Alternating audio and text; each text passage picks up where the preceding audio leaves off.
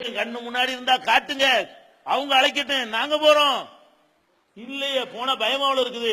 இதெல்லாம் காட்டி பத்தியலா எத்தனை சீட்டு தருவீங்க? இதுல நடக்கிறது. உங்களை எல்லாம் கூட்டிக் கொண்டு வைத்துக் கொண்டு எங்களுக்கு எத்தனை எம்எல்ஏ தருவீங்க, எத்தனை எம்பி தருவீங்கன்னு கேட்கிறாங்க. எப்படி போறது நம்பி?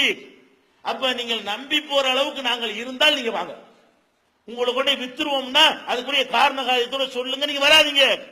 எங்க நாங்க வித்தோம், உங்களை வச்சு எங்க ஆதாயம் அடைஞ்சோம், உங்களுக்கு எங்களுக்குமான ஆதாயத்தை பெற்று தந்திருக்கிறோம். அதே மாதிரி இந்த அமைப்பில் நீங்கள் பார்க்கலாம், இதுல எந்த தலைவர்களுக்காவது முக்கியத்துவம் இருக்குதா?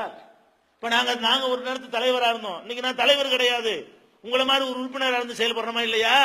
தலைவர்கள் மாறக்கூடிய ஒரு இயக்கம் ஒண்ணுதானே இருக்கு. இஸ்லாமிய சமுதாயத்துல ஒரு அற்றுப்பேடி இயக்கம் இருக்கிறது. அதுல தலைவனா உட்கார்ந்துட்டீங்கன்னா சாவர வரைக்கும் அவன் தான் தலைவர். சாவறதுக்கு முன்னாடி மோன கொண்டாந்து நுழைச்சிருவாங்க, தம்பியை கொண்டாந்து நுழைச்சிருவாங்க. அப்படி நுழைச்சு அப்படி பரம்பரையா என்ன செஞ்சிருேன் போய்கிட்டா இருக்கா இல்லையா? இப்படித்தானே எல்லா இடத்துலயும் பாக்குறீங்க. ஆம்பளை பிள்ளை இல்லாட்ட கூட பொம்பளை கொண்டாந்து பாத்திமா சபரும் உட்கார வச்சு போயிடுவாங்க. ஏதாவது ஏதாச்சும் ஒண்ணு அவன் இருப்பான் சாவர வரைக்கும், இல்லைன்னா அவன் வாரிசு கொண்டாந்து நுழைச்சு விட்டுருவான். இந்த ஜமாத்துல நாங்க உருவாக்கணும், அடிபட்டோம், உதப்பட்டோம், இதே ஊர்ல வெட்டுனாங்க, வெட்டுப்பட்டோம், குத்துப்பட்டோம், பல துன்பங்கள் அனுபவிச்சோம். நாங்க இருக்கிறோமா பதவியில?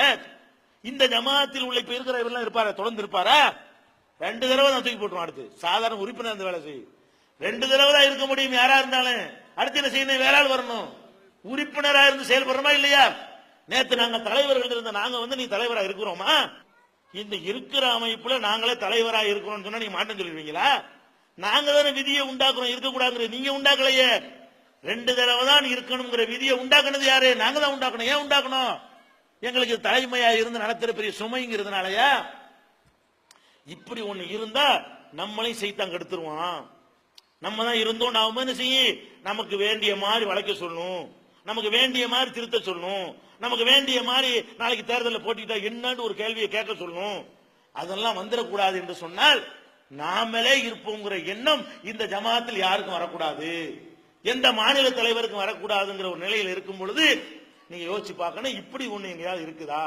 நீங்க அழைக்கிறவனுடைய கொள்கை கோட்பாடு 1000 வேறுபாடு இருக்கட்டும், எங்கள்கிட்ட உள்ள தூய்மையின் மீது உங்களுக்கு ஏதாவது குற்றம் சொல்ல முடியுமா?